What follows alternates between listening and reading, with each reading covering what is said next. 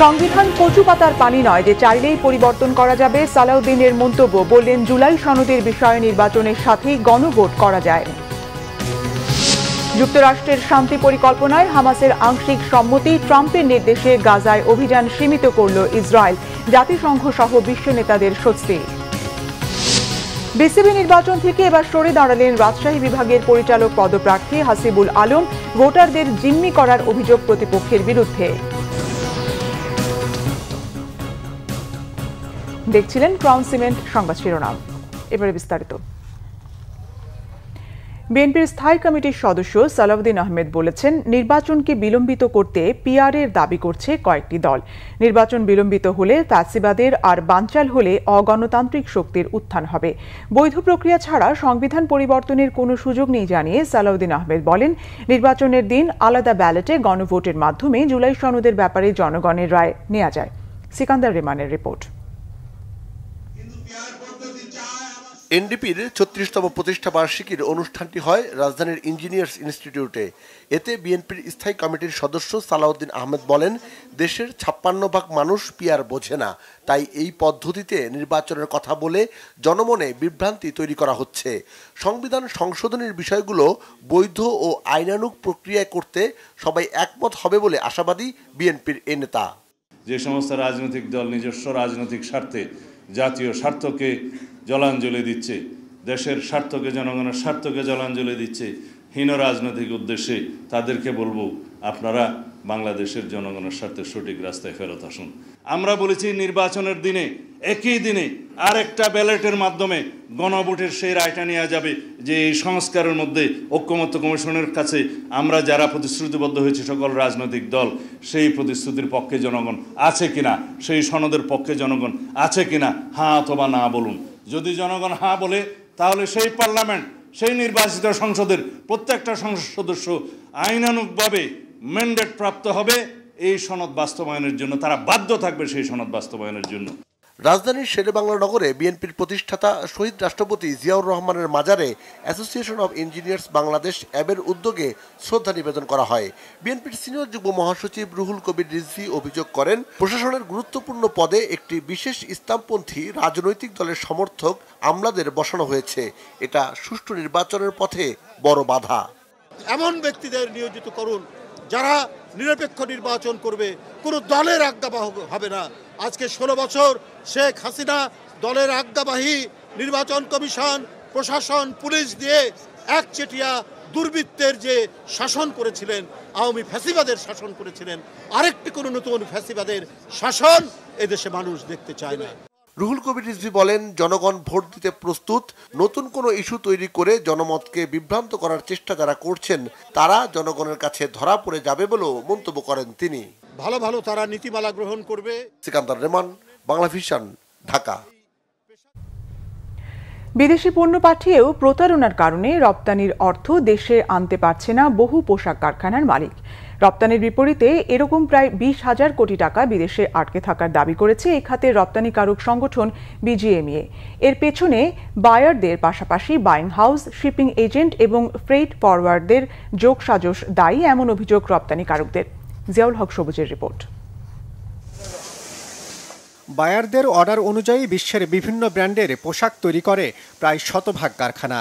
তাদের শর্ত অনুযায়ী নির্ধারিত সময়ের মধ্যে পণ্য রপ্তানিতে আপ্রাণ চেষ্টা চালান তারা, কিন্তু পণ্য রপ্তানি করেও অর্থ বুঝে পান না অনেক রপ্তানিকারক।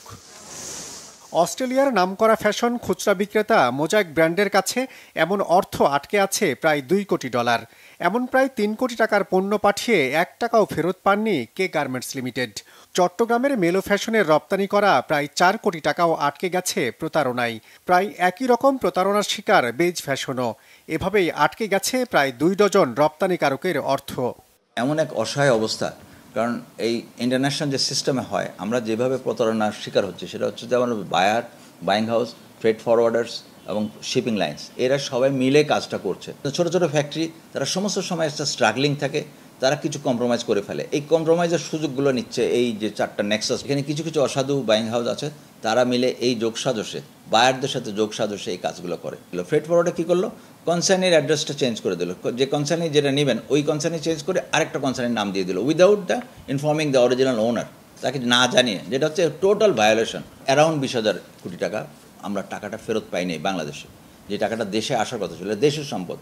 তবে রপ্তানির অর্থ আটকে যাওয়ার জন্য যাদের বিরুদ্ধে অভিযোগের তীর, সেই বাইং হাউস, শিপিং এজেন্ট এবং ফ্রেট ফরওয়ার্ডারদের দাবি রপ্তানিকারকদের অভিযোগ পুরোপুরি সত্য নয়। ম্যাক্সিমাম যেগুলো আমি দেখেছি সেটা আসলে কোনো ফরওয়ার্ডার এখানে ইনভলভ ছিল না। এটা বেসিকলি বায়ারগুলোই কিন্তু আসলে খুব নটোরিয়াস, এবং আমাদের বিজিএমইর ভাইরা ওনারা ভালো করেই জানেন যে ওনাদের অনেকগুলো বায়ার আছে যারা এই ধরনের কাজ করেছে এবং অনেক এক্সপোর্টারকে তারা অনেক বেশি তারা হয়রানি করেছে। এক ধরনের স্ক্যাম আছে, কিন্তু এই যে এই আমাদের ফ্যাক্টরি দু একটাও তারা কিন্তু এই ধরনের স্ক্যামের মধ্যে পড়ে গেছে, কিন্তু কিছু বায়ার আছে যে তারা আসলে এগুলো কিন্তু সঠিক বায়ার না। এরা এইভাবে নিয়ে কোনো একটা দুইটা শিপমেন্ট হয়তো ঠিকমতো করে, পরে কয়েকটা শিপমেন্ট নিয়ে পরে তারা কিন্তু আসতে কোনোভাবেই ফর্জ ডকুমেন্ট দিয়ে কাস্টম ক্লিয়ারেন্স করে তারা কিন্তু মাল নিয়ে যায়। রপ্তানির অর্থ আটকে যাওয়ায় দেনার দায়ে উৎপাদন বন্ধ করতে বাধ্য হন অনেক কারখানা মালিক। তাই রপ্তানিতে অশনি সংকেত বন্ধে চিহ্নিত প্রতারক চক্র নির্মূলের তাগিদ রপ্তানিকারকদের। জিয়াউল হক সবুজ, বাংলা ভিশন, ঢাকা। গাজা যুদ্ধ বন্ধে যুক্তরাষ্ট্রের শান্তি পরিকল্পনায় হামাসের আংশিক রাজি হওয়ার সিদ্ধান্তকে স্বাগত জানিয়েছেন মার্কিন প্রেসিডেন্ট ডোনাল্ড ট্রাম্প। হামাসের সিদ্ধান্তের পরই অবিলম্বে গাজায় হামলা বন্ধ করতে ইসরায়েলকে নির্দেশ দেন তিনি। সামাজিক যোগাযোগ মাধ্যম ট্রুথ সোশ্যালে দেওয়া এক পোস্টে ট্রাম্প লেখেন, হামাস স্থায়ী শান্তির জন্য প্রস্তুত। জিম্মিদের নিরাপদে ফিরিয়ে আনতে গাজায় বোমাবর্ষণ বন্ধ করতে হবে। এই হামলার মধ্যে জিম্মিদের ফিরিয়ে আনা বিপজ্জনক। এরপরই মার্কিন প্রেসিডেন্টের নির্দেশ মেনে গাজায় অভিযান সীমিত করতে ইসরায়েলি বাহিনীকে নির্দেশ দেয় নেতানিয়াহুর কার্যালয়। বলা হয়, গাজায় বোমা হামলা বন্ধের পাশাপাশি জিম্মিদের মুক্তির জন্য ট্রাম্পের পরিকল্পনা বাস্তবায়নে প্রস্তুত তারা। ট্রাম্পকে সব ধরনের সহযোগিতা করার আশ্বাসও দেয় নেতানিয়াহু প্রশাসন। এর আগে যুক্তরাষ্ট্রের শান্তি পরিকল্পনা প্রস্তাবে ফিলিস্তিনি কর্তৃপক্ষ বলে, বন্দি বিনিময় প্রক্রিয়া মেনে জীবিত ও মৃত সব জিম্মিকে মুক্তি দিতে রাজি তারা। বিসিবি নির্বাচন থেকে সরে দাঁড়ানোর ঘোষণা দিলেন রাজশাহী বিভাগ থেকে পরিচালক পদপ্রার্থী হাসিবুল আলম। প্রতিপক্ষ মোখলেসুর রহমানের বিপক্ষে ভোটারদের জিম্মি করার অভিযোগ তার। মোখলেসুর রহমান যিনি ভোটে দাঁড়িয়েছেন তার মনোনয়নপত্র বাতিল করা হোক, কারণ এটা যে সিস্টেমে উনি গেছেন এটা পুরো অবৈধ। এটা নির্বাচন কমিশনকে দেখতে হবে, এবং যেই কাউন্সিলররা তার এই পা দিয়েছে তার এই প্রলোভনে, এবং তাদেরও কাউন্সিলরশিপ বিসিসি থেকে বাতিল করতে হবে। যেহেতু এই বিসিসির এই নির্বাচনটা আসলে সুষ্ঠু নির্বাচন হচ্ছে না, এটা প্রহসন নির্বাচন হচ্ছে, সুতরাং এই নির্বাচনে আমি আভাস পাচ্ছি যে ভালো কিছু ফলাফল আসবে না। সুতরাং আমি এই নির্বাচন থেকে আমি নিজেকে সরিয়ে নিতে চাচ্ছি। এই ছিল এখনকার মতো। পরের সংবাদ সন্ধ্যা 6টায়, এর আগে বিকেল 5টায় রয়েছে নিউজ টপ 10 দেখার আমন্ত্রণ রইল।